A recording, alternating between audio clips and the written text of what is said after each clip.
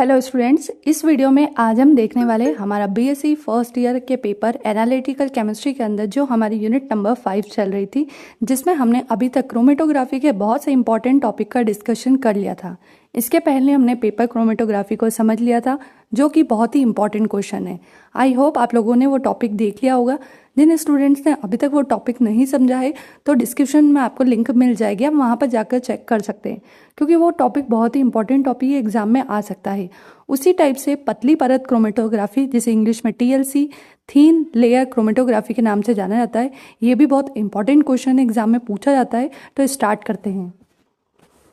सबसे पहले हेडिंग डालेंगे पतली परत क्रोमेटोग्राफी। लिखा हुआ है, पतली परत क्रोमेटोग्राफी भी मिश्रण में उपस्थित यौगिकों के पृथक्करण एवं पहचान करने की एक सरल व सुग्राहक तकनीक है।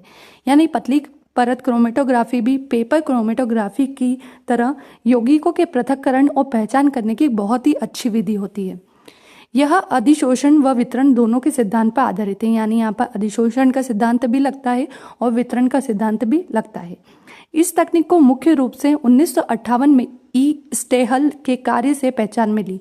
यानी जो इसको आगे प्रचलित किया वो साइंटिस्ट थे स्टेहल, यानी ई स्टेहल ने जब इसका प्रयोग किया 1958 में, उसके बाद से ये क्रोमेटोग्राफी थोड़ी ज़्यादा प्रचलित हुई। ठीक है, यह तकनीक अन्य तकनीकों की अपेक्षा ज़्यादा सहायक है, क्योंकि इस विधि से माइक्रोग्राम मिश्रित पदार्थ की मात्रा होने पर भी पृथक्करण संभव होता है। ये तकनीक बहुत ही अच्छी तकनीक है, बहुत ही ज़्यादा सहायक होती है, क्योंकि इस तकनीक का प्रयोग करके हम माइक्रोग्राम मिश्रित पदार्थ जो होते हैं, यानी बहुत ही छोटे छोटे पार्टिकल जो होते हैं, बहुत ही कम अमाउंट में हमारे पास अगर पार्टिकल है, उसको भी हम पृथक कर सकते हैं। यह बहुत तीव्र गति से होता है, यानी इस क्रोमेटोग्राफी में जो पृथक्करण होता है बहुत ही तीव्र गति से होता है, अतः कम समय में पूर्ण हो जाता है। यानी इसकी जो स्पीड होती है बहुत ही अच्छी होती है, रिजल्ट हमें जल्दी मिलते हैं। अब स्टार्ट करते हैं कि पतली परत क्रोमेटोग्राफी की कैसे जाती है। देखो, ध्यान रखना, पतली परत क्रोमेटोग्राफी और पेपर क्रोमेटोग्राफी में ज़्यादा अंतर नहीं होता है। जिस तरह से पेपर क्रोमेटोग्राफी में हम वॉटमैन फिल्टर पेपर यूज़ करते हैं, बस उसकी जगह से हमको यहाँ पर एक कांच की प्लेट लेनी पड़ती है, जो मैं आपको आगे बताती हूँ। तो आप हेडिंग डाल दोगे, प्रायोगिक विधि पतली परत क्रोमेटोग्राफी द्वारा विश्लेषण करने के लिए निम्न पदों को करना पड़ता है। अब फर्स्ट है क्रोमेटो प्लेट तैयार करना। यहाँ पर सबसे पहले हम इस क्रोमेटोग्राफी में क्रोमेटो प्लेट तैयार कैसे करेंगे वो आप समझना।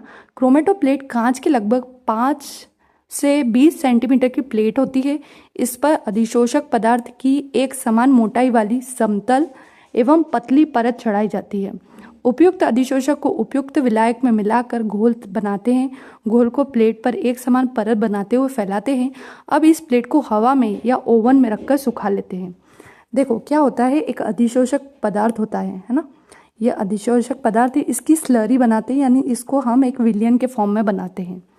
जब ये विलयन फॉर्म में बन जाता है अधिशोषक पदार्थ, तो एक कांच की प्लेट लेते हैं जिसकी लंबाई 20 होती है और चौड़ाई 5 होती है। इस अधिशोषक पदार्थ को इस कांच की प्लेट पर डालकर सब तरफ फैला लेते हैं। जैसे ही अधिशोषक पदार्थ इस प्लेट पर पूरी तरह से फैल जाता है, तो इसे हवा में रखकर या ओवन में 50 से 70 डिग्री सेंटीग्रेड पर रखकर सुखा लेते हैं। तो क्या होगा, देखो ये जो प्लेट है ना, इस पर ये जो अधिशोषक पदार्थ है ये पूरी तरह से ऐसे जम जाएगा, है ना, ये इस तरह से पूरा जम जाता है। अधिशोषक पदार्थ नाम क्यों दिया गया, क्योंकि ये जो होगा ये अवयव का इस पर अधिशोषण करेगा, यानी जो अवयव होंगे वो इस पर इस तरह से हमें दिखाई देंगे। ठीक है, तो ये थी फर्स्ट हेडिंग, क्रोमेटो प्लेट तैयार करना। उसके बाद है क्रोमेटो प्लेट पर नमूने का अनुप्रयोजन। क्रोमेटो प्लेट पर नमूने का अनुप्रयोजन। नमूने के सांद्र विलयन की बूंद केशनली या प्लेटिनम तार के छल्ले के द्वारा रखी जाती है। एक बार सुखाकर पुनः बूंद डालते हैं।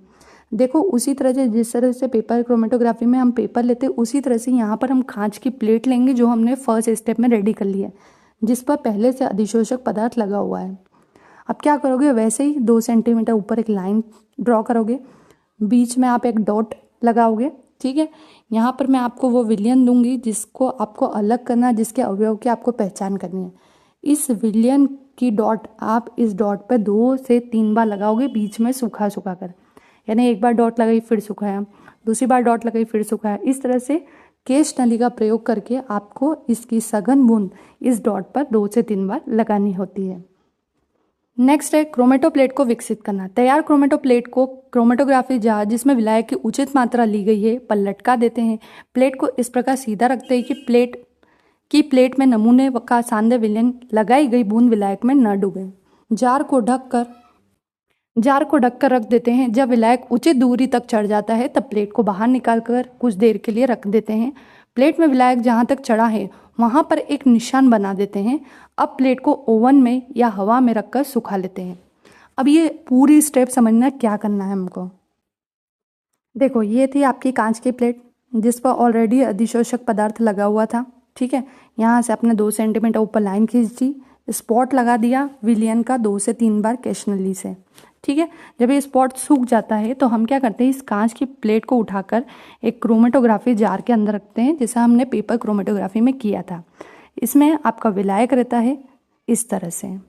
अब मैंने आपको पेपर क्रोमेटोग्राफी में भी बताया था कि ये जो स्पॉट है जहाँ पर आपने सघन बूंद रखी है, ये इस विलायक में पूरी तरह से डीप नहीं होना चाहिए, यानी ये स्पॉट आपको गीला नहीं करना है। जैसे आपको इस तरह से प्लेट इसके अंदर रखनी है कि प्लेट गीली होते, नीचे से केवल प्लेट गीली होना चाहिए, इस स्पॉट को बिल्कुल भी विलायक से टच नहीं करना है। ठीक है, कुछ समय बाद क्या होगा, ऊपर चढ़ना स्टार्ट हो जाते हैं। इस तरह से ये विलयन इस कांच की प्लेट पर जो अधिशोषक पदार्थ पहले से लगा हुआ है, इस अधिशोषक पदार्थ पर ये जो स्पॉट है, ये अवयव है, ये इस तरह से आपको अलग अलग कलर में दिखाई देने लगते हैं। अगर नहीं दिखाई देने लगते हैं तो हमें पता है, हमने पेपर क्रोमेटोग्राफी में देखा है कि जो अवयव हमें नहीं दिखते उसके लिए हम चक्षुकरण विधि का प्रयोग करते हैं। ठीक है, तो ये समझ में आ गया आपको। तो देखो, समझ लिया है ना, तो ज़रूरी नहीं आप ऐसी के ऐसी पूरी रट के आपको स्टेप्स लिखने पड़े, आप समझ के भी अपने हिसाब से लिख सकते हैं। वही मैंने जो समझाया, देखो क्रोमेटो प्लेट को जार में विलायक की उचित मात्रा ली गई है उसमें लटका देते हैं। प्लेट को इस प्रकार सीधा रखते हैं कि प्लेट में नमूने का जो विलयन लगाया गया है वो जार में न डूबे। आगे लिखा है, जब विलायक उचित दूरी तक चढ़ जाता है तो प्लेट को हम बाहर निकाल लेते हैं, उसे सुखा लेते हैं और निशान बना देते हैं। प्लेट को ओवन में या हवा में रखकर हम सुखा लेते हैं, यानी जो प्लेट है उस पर जो अवयव आ चुके हैं तो वो गीले होते हैं, उसको हम सुखा लेते हैं। आगे लिखिए चक्षुकरण विधि। यदि पृथककारी अवयव रंगीन धब्बे बनाते हैं तो किसी चक्षुकारी अभिकर्मक की आवश्यकता नहीं होती है, परंतु रंगहीन अगर होते हैं फिर चक्षुकरण की प्रक्रिया करनी होती है। इसके लिए प्लेट को पहले आंसू जल में से नम करते हैं। फिर यहाँ जाओ, कुछ प्रयोगों में फ्लोरेसिन का सोडियम लवण या जिंक और कैडमियम के सिलिकाट का उपयोग धब्बों को अवलोकित करने के लिए करते हैं। ये धब्बे यूवी प्रकाश में गहरे रंग के दिखाई देते हैं। यानी सबसे पहले उसको आंसू जल से नम कर लेते हैं। जो प्लेट है ना, उस प्लेट पे थोड़ा सा आंसू जल छिड़क देंगे, वो नम हो जाएगी। उसके बाद हम किस किस चीज़ का प्रयोग कर सकते हैं, देखो फ्लोरेसिन का सोडियम लवण या जिंक और कैडमियम के सिलिकेट का उपयोग धब्बों को देखने के लिए हम करते हैं। साथ में हम यूवी प्रकाश का भी उपयोग कर सकते हैं, जो मैंने आपको पेपर क्रोमेटोग्राफी में बताया था। इस तरह से जब आप प्लेट को इस चैम्बर में यानी क्रोमेटोग्राफी में जार में रखेंगे, कुछ समय बाद आपको इस तरह से अवयव दिखाई देने लग जाएंगे। इस प्लेट को हम बाहर रख के सुखा लेंगे तो इस तरह से आपको अलग अलग कलर दिखाई देंगे। अब आपको RF वैल्यू निकालनी है, रिटार्डेशन फैक्टर, जिसका फॉर्मूला आपको पता है, विलय द्वारा चली गई दूरी अपॉन विलायक के द्वारा चली गई दूरी। तो ये तो कहलाएगी आपकी विलय द्वारा चली गई दूरी, और ये लास्ट लाइन जो है सॉल्वेंट फ्रंट, ये कहलाएगी आपकी विलायक के द्वारा चली गई दूरी।